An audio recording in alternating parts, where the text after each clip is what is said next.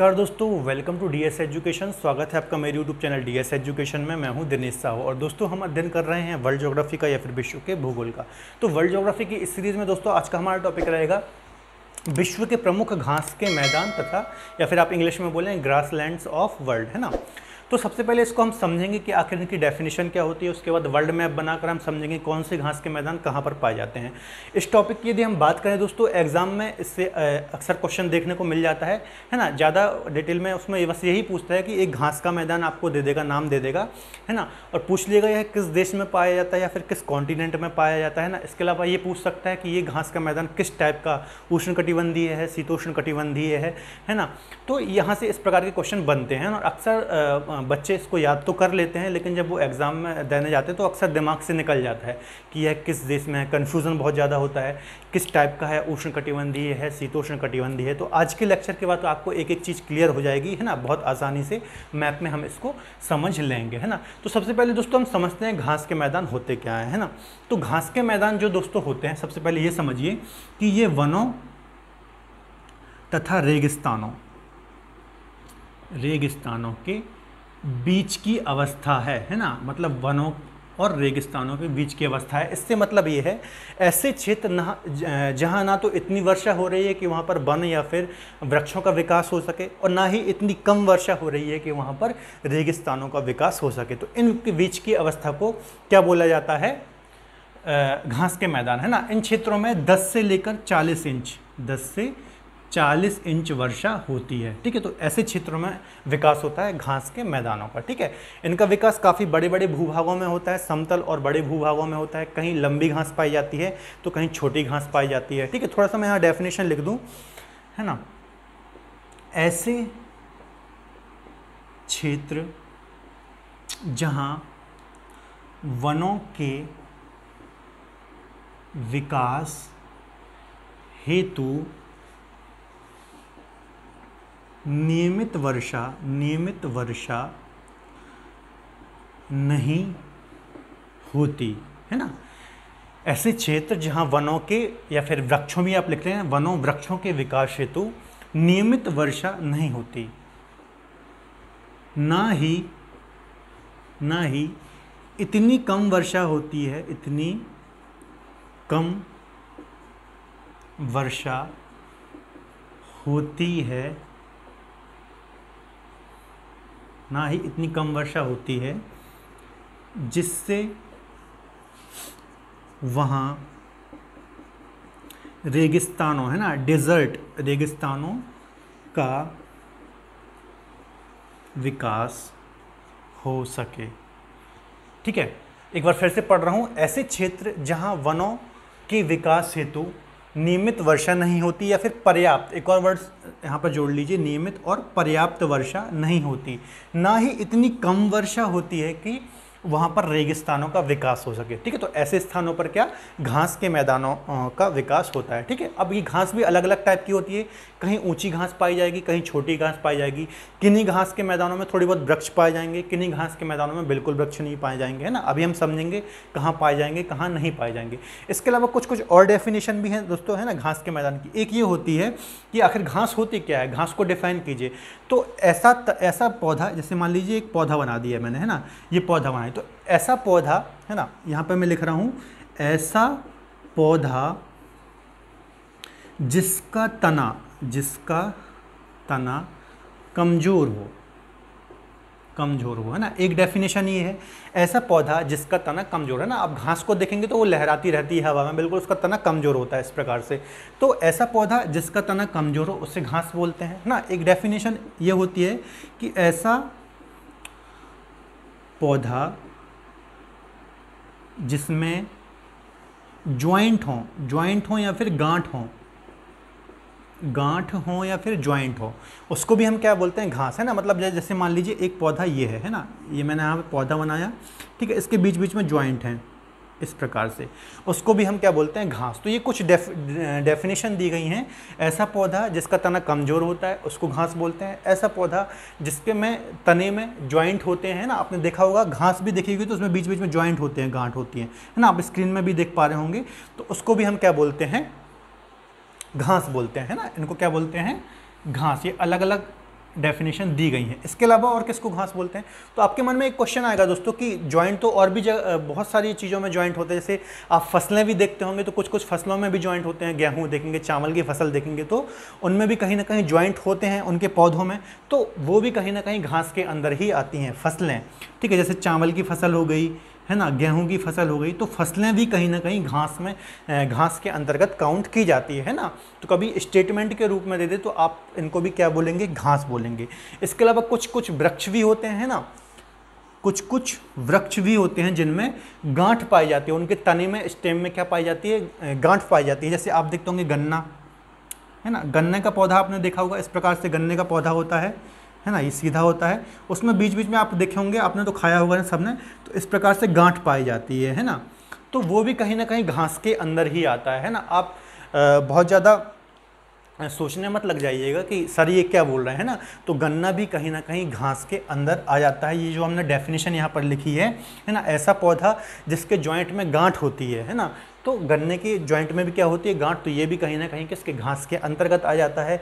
एक और वृक्ष होता है बांस का, है ना, बांस में भी यदि आप देखेंगे तो बीच बीच में जॉइंट होते हैं, गांठ होती है, तो वो भी कहीं ना कहीं घास में आ जाता है, ठीक है। तो घास का मतलब आप सिर्फ वो मत समझिएगा कि पतला सा एक पौधा है, ठीक है, जो हवा में लहरा रहा है। कहीं ना कहीं घास हम देखते हैं तो वही इमेज आती है ना कि एक पतला सा पौधा है या फिर छोटा सा पौधा है जिसको हम देखते हैं नॉर्मली, है ना। तो उसके अलावा और भी चीज़ें घास होती हैं, जैसे फसलें हो गई, है ना, गन्ना हो गया, और क्या हो गया? बांस का पेड़ हो गया। तो ये सारी चीज़ें भी कहीं ना कहीं घास के अंतर्गत आती है। तो आशा करता हूँ आपको घास मतलब ये होती क्या है ये तो समझ में आ गया होगा, है ना। तो एक बार मैं रिवीजन कर देता हूँ। मैंने यहाँ पर डेफिनेशन लिखी है, ऐसा क्षेत्र जहाँ वनों के विकास हेतु पर्याप्त व नियमित वर्षा नहीं होती है ना, तथा ना ही इतनी कम वर्षा होती है कि यहाँ पर रेगिस्तान या फिर मरुस्थलों का विकास हो सके, ठीक है। तो ऐसी जगह पर किसका विकास होता है? घास के मैदान का, ठीक है। इन क्षेत्रों में 10 से लेकर 40 इंच तक वर्षा होती है। इसके अलावा पर्टिकुलर कुछ कुछ डेफिनेशन दी गई है। घास आखिर होती क्या है? तो ऐसा पौधा जिसका तना कमज़ोर हो उसको घास बोलते हैं। ऐसा पौधा जिसके तने में जॉइंट हो, है ना, उसको हम क्या बोलते हैं? घास बोलते हैं। तो आपके मन में क्वेश्चन आएगा, सर ऐसी तो कई फसलें भी होती हैं जिनके पौधों में जॉइंट होता है वह तथा उनके पौधे कमज़ोर होते हैं। तो हाँ बिल्कुल, फसलें भी कहीं ना कहीं घास के अंतर्गत ही जाती हैं। फिर मैंने बोला ऐसा पौधा जिनके तनों में जॉइंट होता है, तो कुछ पौधे भी हैं, तो कुछ पेड़ भी होते हैं, वृक्ष भी होते हैं जिनके तनों में जॉइंट होते हैं, जैसे बांस हो गया, गन्ना हो गया, ठीक है। तो ये सारे डेफिनेशन आ जाएंगी किसके अंतर्गत? घास के अंतर्गत। ये सारी चीज़ें घास होती है ना। अब हम आगे थोड़ा और चीज़ें समझते हैं, ठीक है।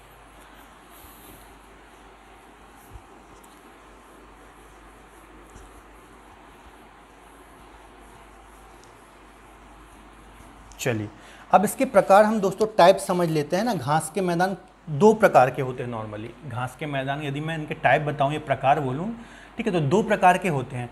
एक होते हैं उष्णकटिबंधीय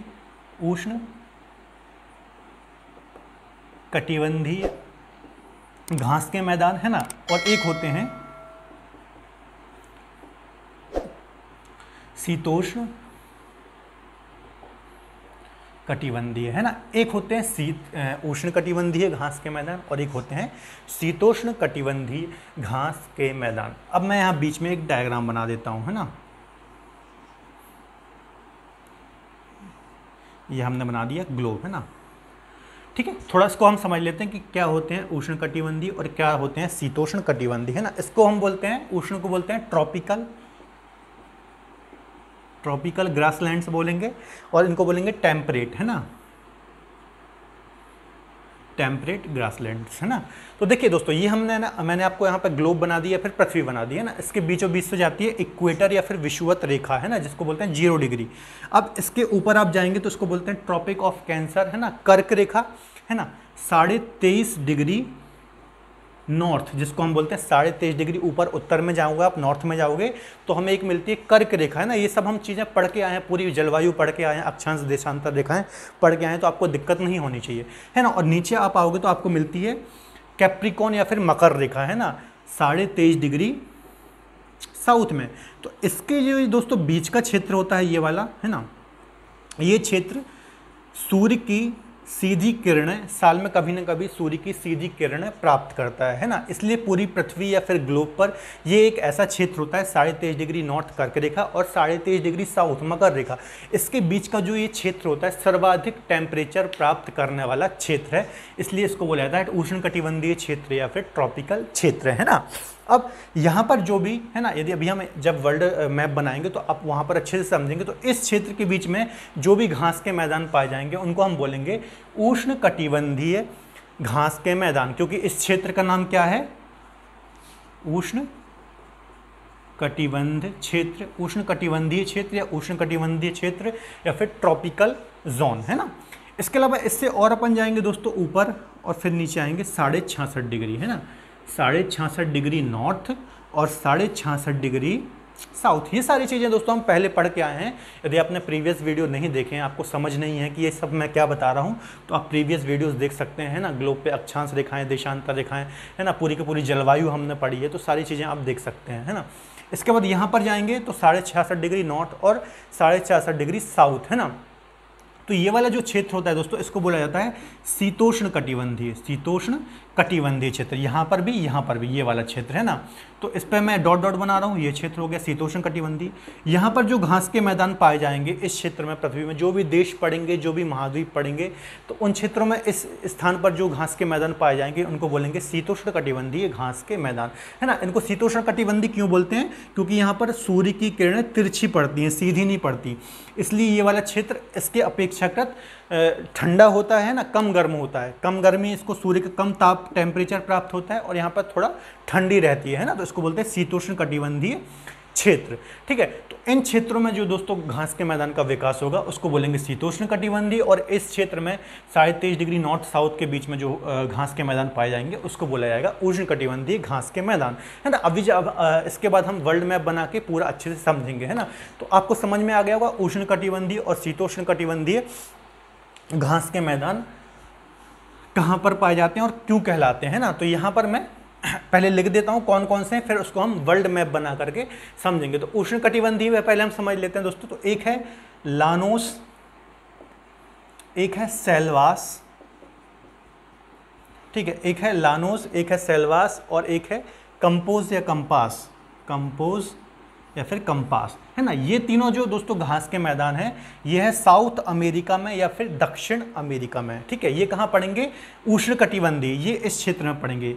देखिए ये है ना, तो इस क्षेत्र में यहाँ पे साउथ अमेरिका है, तो यहाँ कहीं ना कहीं पड़ेंगे। अभी हम वर्ल्ड मैप बना के देखेंगे। ठीक है, तो लानोस, सेल्वास और कंपोस ये साउथ अमेरिका या फिर दक्षिण अमेरिका कॉन्टिनेंट में है।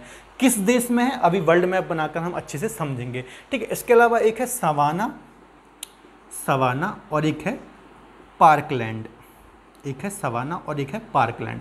ये दोनों कहाँ हैं, तो ये है अफ्रीका महाद्वीप में है ना, ये है अफ्रीका महाद्वीप में। ठीक है, सवाना और पार्कलैंड ये कहाँ है, अफ्रीका महाद्वीप में। और लानोस, सेल्वास, कंपोज ये कहाँ पर हैं, साउथ या फिर दक्षिणी अमेरिका महाद्वीप में। ठीक है, ये 5 हो गए कौन से, उष्ण कटिबंधीय घास के मैदान। अब ये ऐसा क्वेश्चन भी पूछ सकता है, दे देगा सवाना घास का मैदान किस प्रकार का घास का मैदान है, उष्ण कटिबंधीय है, शीतोष्ण कटिबंधीय है या और कुछ है, तो आपको पता होना चाहिए यह है उष्ण कटिबंधीय घास का मैदान है। जब वर्ल्ड मैप में अभी हम समझेंगे तो आपको अच्छे से चीज़ें क्लियर होंगी। ठीक है, अर्थात ये सारे जो मैंने 5 लिखे ये कहाँ पाए जाएंगे, इस क्षेत्र में, जो मैंने 23.5 डिग्री नॉर्थ और 23.5 डिग्री साउथ बनाई है, इसके बीच में ही ये पाए जाएंगे है ना। आगे मैं लिख रहा हूँ शीतोष्ण कटिबंधीय घास के मैदान। ठीक है, इसमें कौन कौन से हैं, इसमें है दोस्तों एक है पंपास, ठीक है, पंपास है, एक है प्रेरी। ठीक है, पंपास कहाँ पाया जाता है, ये साउथ अमेरिका में है ना, दक्षिण अमेरिका। प्रेरी कहाँ है, नॉर्थ अमेरिका में है। ठीक है, प्रेरी हो गया। एक हो गया स्टेपीज, स्टेपीज ये कहाँ पर है, यूरेशिया में है, यूरेशिया है ना, यूरोप और एशिया में फैला हुआ जो रूस का पार्ट है उसको यूरेशिया बोलते हैं है ना।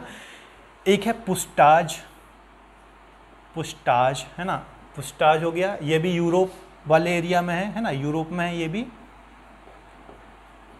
ठीक है, एक है वेल्ड, वेल्ड कहाँ है, अफ्रीका में है दोस्तों, वेल्ड अफ्रीका में है। एक है डाउन्स, डाउन्स ये ऑस्ट्रेलिया में है। और एक है कैंटेवरी, कैंटेवरी ये कहाँ पर है, न्यूजीलैंड। ठीक है दोस्तों, देखिए उष्णकटिबंधीय हो गए। अब शीतोष्णकटिबंधीय, शीतोष्णकटिबंधीय मतलब ये वाला पार्ट है ना, 23.5 से 66.5, 23.5 से 66.5 नॉर्थ और साउथ, इनके बीच में जो पाए जाते हैं। तो इसमें एक हो गया पंपास, दक्षिणी अमेरिका में है, प्रेरी नॉर्थ अमेरिका में है ना, अमेरिका और कनाडा में है, स्टेपीज यूरेशिया में है, पुस्टाज यूरोप में है, वेल्ड अफ्रीका में है, डाउन्स ऑस्ट्रेलिया में है और कैंटेबरी न्यूजीलैंड में है ना। आप ऐसे ही नोट्स बना लीजिएगा, उष्णकटिबंधीय के नीचे लिख लीजिएगा, शीतोष्णकटिबंधीय के नीचे लिख लीजिएगा, ठीक है। तो ये हो गए प्रकार के अनुसार, मैंने आपको बता दिया कि कौन सा घास का मैदान कहाँ पर है, ठीक है। अब इसके बाद हम क्या करेंगे, अभी मैं वर्ल्ड मैप बनाऊंगा यहाँ पर पूरे बोर्ड पर है ना, और इसमें मैं तीनों रेखाएं खींचूंगा, कर्क मकर वगैरह जितनी भी रेखाएं ये खींचूंगा है ना, और उसके बाद हम समझेंगे कि कौन सा जो घास का मैदान है किस देश में है, किस कॉन्टिनेंट में है ना। ये तो आपको समझ में आ गया कि कौन सा उष्णकटिबंधीय है और कौन सा शीतोष्णकटिबंधीय है, ठीक है। अब इसको हम वर्ल्ड मैप में बनाते हैं, चलिए, ठीक है। एक चीज़ और बता दूं आपको मैं, ठीक है, जो दोस्तों घास के मैदान उष्णकटिबंधीय क्षेत्र में पाए जाएंगे है ना, उष्णकटिबंधीय मतलब गर्म, ठीक है, तो यहाँ थोड़ा वृक्षों की अधिकता अधिक होगी है ना, क्योंकि उष्णकटिबंधीय क्षेत्र में टेम्परेचर भी अच्छा पड़ रहा है और बारिश भी थोड़ी ज़्यादा होती है ना, तो यहाँ पर वृक्ष की थोड़ा अधिकता अधिक होगी। और यहाँ पर जो घास के मैदान पाए जाएंगे वहाँ पर वृक्षों की अधिकता थोड़ी कम होगी है ना, यहाँ झाड़ियाँ ज़्यादा पाई जाएंगी, यहाँ झाड़ियाँ थोड़ा कम पाई जाएंगी, ठीक है। तो उसका भी हम समझते हैं आगे, चलिए वर्ल्ड मैप बनाते हैं और इनको समझते हैं। तो दोस्तों यहाँ पर मैंने घास के मैदान को वर्ल्ड मैप में थोड़ा बता दिया है आपको है ना। पहले हम पढ़ लेते हैं पहले हम पढ़ लेते हैं जो शीतोष्ण कटिबंधीय घास के मैदान है ना। देखिए मैं 3 रेखाएं बनाई हैं, ये 0 डिग्री आपको दिख रही होगी है ना, इसके अलावा है ना ये हो गई 23.5 डिग्री नॉर्थ कर्क रेखा और ये 23.5 डिग्री हो गई साउथ है ना मकर रेखा। इनके बीच में जो घास के मैदान है, जो उष्णकटिबंधीय गर्म वाले घास के मैदान है ना, उसको मैंने रेड पेन से यहाँ पर बना दिया है, ठीक है। इसके अलावा जो नीचे मैंने 23.5 डिग्री नीचे और यहाँ पर 23.5 डिग्री ऊपर बनाया, वो ब्लैक पेन से यहाँ पर बना दिया जाए, ठीक है। ये शीतोष्ण कटिबंधीय है, ठीक है। चलिए तो पहले हम यहाँ पर शीतोष्ण कटिबंधीय बात करते हैं 23.5 डिग्री के ऊपर है ना। तो यहाँ पर 2 देश हैं दोस्तों, एक कनाडा और अमेरिका है ना, ऊपर कनाडा है नीचे अमेरिका है, ठीक है। तो यहाँ पर एक घास का मैदान दोस्तों विस्तृत है जिसको हम बोलते हैं प्रेरी है ना, आपने सुना होगा प्रेरी घास का मैदान। ये कहाँ पर है, अमेरिका है ना, नॉर्थ अमेरिका में है, अमेरिका प्लस कनाडा, आप लिख लीजिएगा अमेरिका प्लस कनाडा, ठीक है। अमेरिका और कनाडा देश में है, नॉर्थ अमेरिका में, ठीक है। इसको बोलते हैं प्रेरी घास का मैदान। किस प्रकार का घास का मैदान है, तो 23.5 डिग्री के ऊपर है ना, कर्क रेखा के ऊपर है, तो किस प्रकार का होगा, शीतोष्ण घास का मैदान, ठीक है। अब आपको कंफ्यूज नहीं होगा कभी, बस आपको लोकेशन याद रखना है कि ये 23.5 डिग्री के ऊपर है, तो ये शीतोष्ण घास का मैदान है। और प्रेरी कहाँ पर है, कनाडा प्लस अमेरिका, ठीक है, यहाँ पर फैला हुआ है, ठीक है। इस क्षेत्र में दोस्तों गेहूँ का उत्पादन बहुत ज़्यादा होता है ना। क्या होता है, गेहूँ उत्पादन बहुत अधिक मात्रा में होता है। इसके अलावा एक बात और आपको याद रखना है कि जहाँ जहाँ भी घास के मैदान पाए जाते हैं तो उस क्षेत्र में पशुपालन है ना, पशुपालन बहुत अधिक होता है। पशुपालन के साथ साथ दुग्ध उद्योग है ना, दुग्ध उद्योग होता है। इसके अलावा है ना मांस वगैरह का जो मीट उद्योग होता है ना, मांस उद्योग वगैरह, ये सारे जो उद्योग होते हैं ना पशुओं से रिलेटेड, क्योंकि जहाँ भी घास के मैदान होंगे तो वहाँ पशुओं को खाने के लिए बहुत सारी उनके लिए खाना रहेगा है ना, घास वगैरह। तो वहाँ पर ये पशुपालन हो गया, दुग्ध हो गया, उत्पादन हो गया, मांस उत्पादन, मांस उद्योग हो गया, तो इन सारे उद्योगों का काफ़ी विकास होता है। तो ये सारी चीज़ों का विकास यहाँ पर भी हुआ है प्रेरी घास के मैदान में। यहाँ पर गेहूँ का अच्छा खासा उत्पादन होता है ना, पशुपालन अच्छा होता है ना, मांस उद्योग काफ़ी विकसित है यहाँ पर, दुग्ध उद्योग काफ़ी विकसित हैं। अब हम आ जाते हैं यूरोप और एशिया वाले पार्ट में है ना। तो एक देश है दोस्तों जिसको बोलते हैं हम यूरेशिया है ना। यूरेशिया एक्चुअली क्या है, जो रूस है ना, उसका जो यूरेशिया जो देश है उसका जो एशिया में फैला हुआ पार्ट है उसको हम यूरेशिया बोलते हैं ना। तो यहाँ पर एक घास का मैदान है दोस्तों, स्टेपीज है ना, स्टेपीज घास का मैदान है। ये कहाँ पर है, यूरेशिया में है ना, यूरेशिया, ठीक है। देश रूस बहुत ऐसा फैला हुआ है, बहुत बड़ा देश है ना, तो उसका क्षेत्र जो एशिया में फैला होता है उसको यूरेशिया बोलते हैं, ठीक है। तो ये यूरेशिया में है स्टेपीज घास का मैदान, ठीक है। इसके अलावा यही घास का मैदान यहाँ पर एक हंगरी देश है यूरोप में, हंगरी है ना। तो हंगरी में जो घास का मैदान है उसको बोला जाता है पुष्टाज, है ना। यही घास का मैदान है। तो हंगरी में है पुष्टाज इसको बोलते हैं, और यूरेशिया में बोलते हैं स्टेपेज। ये भी किस प्रकार के हैं, ये भी शीतोष्ण कटिबंधीय घास के मैदान है, ठीक है। तो यहाँ पर हमने देख लिया प्रेरी, और यहाँ पर हमने देखा स्टेपी जो यूरेशिया में है, और यहाँ पर है पुष्टाज हंगरी में, ठीक है। अब नीचे जाते हैं। यहाँ पर दोस्तों एक है पंपास घास का मैदान, है ना। पंपास ये कहाँ पर है, तो इसको यदि मैं बताऊँ तो ये अर्जेंटीना, है ना। ये कहाँ पर है, अर्जेंटीना, मुख्यतः अर्जेंटीना में है पंपास घास का मैदान, है ना। इसके अलावा कुछ क्षेत्र दोस्तों चिली ब्राज़ील, कुछ क्षेत्र चिली और ब्राज़ील में है इसका, ठीक है। तो पंपास घास का मैदान कहाँ पर, अर्जेंटीना। यदि कॉन्टिनेंट की बात करें तो साउथ अमेरिका, दक्षिणी अमेरिका कॉन्टिनेंट में है, मुख्यतः अर्जेंटीना में है, लेकिन कुछ हिस्सा इसका चिली और ब्राज़ील में भी फैला हुआ है। ये भी किस प्रकार का घास का मैदान है, चूंकि मकर रेखा के नीचे है तो शीतोष्ण घास का मैदान है ये, है ना।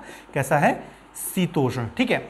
आगे चलते हैं अफ्रीका कॉन्टिनेंट में। तो एक है बेल्ट, है ना। ये कहाँ पर है, दक्षिण अफ्रीका, दक्षिण अफ्रीका, ठीक है। बेल्ट घास का मैदान, बेल्ट घास का मैदान अफ्रीका कॉन्टिनेंट में, इसे बोलते हैं अफ्रीका कॉन्टिनेंट, है ना। और अफ्रीका कॉन्टिनेंट में ही मकर रेखा के पास या मकर रेखा के नीचे एक देश है दक्षिण अमेरिका, बिल्कुल दक्षिण में एक देश है दक्षिण अमेरिका, है ना। तो वहाँ पर एक घास का मैदान है, बेल्ट घास का मैदान। ये कैसा है, शीतोष्ण घास का मैदान, है ना, शीतोष्ण घास का मैदान। तो दक्षिण अफ्रीका में बेल्ट है, शीतोष्ण घास का मैदान, ठीक है। यहाँ पर दोस्तों एक भेड़ पाई जाती है, मैरिनो, है ना। इन घास के मैदानों में मैरिनो नाम की भेड़ पाई जाती है, जिसका ऊन बहुत अच्छी क्वालिटी का होता है, ठीक है। तो ये भी आप याद रखना। इसके अलावा अभी ऑस्ट्रेलिया में भी हम चर्चा करेंगे, ठीक है। फिर ऑस्ट्रेलिया कॉन्टिनेंट आ जाते हैं, ठीक है। तो यहाँ से एक ही रेखा निकलती है, मकर रेखा, है। तो मकर रेखा में है चूंकि ये स्थित, तो यहाँ पर जो घास का मैदान है उसको बोला जाता है डाउन्स, एकदम नीचे है ना, सिर्फ मकर रेखा ही निकल रही है यहाँ से। तो यहाँ पर डाउन्स घास का मैदान है, कहाँ पर है, ऑस्ट्रेलिया में, ऑस्ट्रेलिया में है। और किस प्रकार का है, तो शीतोष्ण, चूंकि मकर रेखा के नीचे है तो शीतोष्ण घास का मैदान है, ठीक है। और यहाँ पर भी दोस्तों वही जो मैंने यहाँ पर बताई मैरिनो भेड़ होती है, ठीक है। ये जो ऑस्ट्रेलिया है दोस्तों, ये ऊन उत्पादन में और मैरिनो वाला ऊन, है ना, मैरिनो जो भेड़ होती है उसके ऊन के उत्पादन में बहुत अग्रणी है ना, ये बहुत अच्छी किस्म का ऊन होता है। तो डाउन्स जो कि शीतोष्ण घास का मैदान है, ये कहाँ पर हो गया, ऑस्ट्रेलिया में। और एक है कैंटरबरी, इसी के नीचे एक देश है न्यूजीलैंड, है ना, न्यूजीलैंड है। यहाँ पर जो शीतोष्ण घास का मैदान है इसको बोला जाता है कैंटरबरी घास का मैदान। तो ये हो गए सारे दोस्तों हमारे शीतोष्ण घास के मैदान, जो 23.5 डिग्री नॉर्थ के ऊपर और 23.5 डिग्री साउथ, कर्क रेखा और मकर रेखा के ऊपर और नीचे हैं, है ना। तो ये सारे होगा शीतोष्ण घास के मैदान। एक बार बता देता हूँ, प्रेरी कहाँ पर है, नॉर्थ अमेरिका, उत्तरी अमेरिका में, कनाडा और अमेरिका में। फिर आप यूरोप में आ जाओ तो यूरोप और जो एशिया महाद्वीप में फैला हुआ एक बहुत बड़ा देश है रूस, जिसे यूरेशिया बोलते हैं। तो यहाँ पर है स्टेपीज घास का मैदान और एक है पुष्टाज घास का मैदान। तो पुष्टाज यूरोप में है, हंगरी देश में है, और स्टेपीज कहाँ है, यूरेशिया में। फिर आप अर्जेंटीना में आओगे आप मकर रेखा के नीचे, तो यहाँ पर शीतोष्ण घास का मैदान है अर्जेंटीना में, पंपास, है ना, पंपास बोलते हैं। ये अर्जेंटीना के साथ साथ चिली और ब्राज़ील में भी फैला हुआ है ना। इसके अलावा एक है बेल्ट, दक्षिण अफ्रीका में, अफ्रीका कॉन्टिनेंट में सबसे नीचे एक देश है दक्षिण अफ्रीका, है ना, जो टीम भी क्रिकेट में खेलती है वही वाला दक्षिण अफ्रीका, है ना। तो यहाँ पर शीतोष्ण घास का मैदान है वेल्ड या फिर वेल्ड, है ना। इसके बाद अफ्रीका कॉन्टिनेंट में आओगे तो एक डाउन्स घास का मैदान है, जो कि शीतोष्ण घास का मैदान है, ऑस्ट्रेलिया में है। चूँकि ऑस्ट्रेलिया से एक ही रेखा निकलती है, मकर रेखा, है ना, और नीचे है, इसलिए डाउन्स से आप डाउन्स याद कर लेना। फिर वहीं नीचे एक द्वीप में स्थित है न्यूजीलैंड, यहाँ पर कैंटरबरी शीतोष्ण घास का मैदान स्थित है ना। अब हम बात करते हैं दोस्तों उष्णकटिबंधीय घास के मैदान। आशा करता हूँ ये जितने मैंने बताए आपको याद हो जाएंगे। आप ऐसा ही मैप बनाकर लिख लीजिएगा तो कभी आपको कंफ्यूज नहीं होगा। यदि आप रटने बैठोगे तो हमेशा कंफ्यूज रहोगे, ठीक है। अब हम बात करते हैं उष्णकटिबंधीय घास के मैदान। तो उष्णकटिबंधीय घास के मैदान, एक मिनट रुकिएगा, है ना। तो उष्णकटिबंधीय घास के मैदान में पहले हम देखते हैं लानोस, है ना। आप दक्षिणी अमेरिका महाद्वीप में आएंगे, लानोस। तो लानोस दोस्तों है कोलंबिया और वेनेजुएला, है ना, वेनेजुएला और कोलंबिया। मेन वेनेजुएला में है और कुछ पार्ट कोलंबिया में है, ठीक है। तो लानोस घास का मैदान किस टाइप का है, चूंकि ये 23.5 डिग्री नॉर्थ साउथ के बीच में है ना। इसके अलावा इक्वेटर के पास स्थित है लानोस, है ना, घास का मैदान। ये वेनेजुएला और कोलंबिया देश में स्थित है, ठीक है। ये कैसा है, उष्णकटिबंधीय है ना, ट्रॉपिकल ग्रासलैंड है, उष्णकटिबंधीय घास का मैदान है, ठीक है। तो देश भी पूछ सकता है आपसे, और किस टाइप का है तो वो भी पूछ सकता है ना। इसके अलावा एक नीचे है सेल्वास घास का मैदान। ये कहाँ पर है, बोलीविया और ब्राज़ील, ये भी दो देशों में फैला हुआ है, बोलीविया और ब्राज़ील, ठीक है। जो सेल्वास दोस्तों घास का मैदान है, ये भी उष्णकटिबंधीय घास का मैदान है, ठीक है। और ये किस टाइप का है, उष्णकटिबंधीय तो है, लेकिन ये अमेजन घाटी, जो अमेजन नदी बहती है, दुनिया की सबसे ज़्यादा जल क्षमता वाली, जिसमें पानी सबसे ज़्यादा है, वॉल्यूम सबसे ज़्यादा है, तो अमेजन घाटी पर है ये सेल्वास घास का मैदान, ठीक है। बोलीविया और ब्राज़ील देश में है, कहाँ पर, साउथ अमेरिका कॉन्टिनेंट में, ठीक है। फिर उसके नीचे आता है कंपास घास का मैदान, ठीक है। कंपास कहाँ पर है, तो ये अर्जेंटीना, उरुग्वे और ब्राज़ील, मुख्यतः ब्राज़ील में है, ये ब्राज़ील में है। कुछ हिस्सा इसका अर्जेंटीना में भी आता है और कुछ हिस्सा उरुग्वे में भी आता है। तो कंपास घास का मैदान भी उष्णकटिबंधीय घास का मैदान है, जो कि ब्राज़ील में मुख्यतः आता है। कुछ हिस्सा इसका अर्जेंटीना और उरुग्वे में भी आता है। तो ये हो गया कंपास, यहाँ पर है, ठीक है, यहाँ पर है, ठीक है। इस प्रकार से यहाँ पर है ये, ठीक है। आगे हम बात करते हैं दोस्तों, तो यहाँ पर एक है सवाना कहाँ पर है ना। सवाना अफ्रीका में बहुत बड़े एरिया में फैला हुआ है, अफ्रीका में, है ना, सवाना,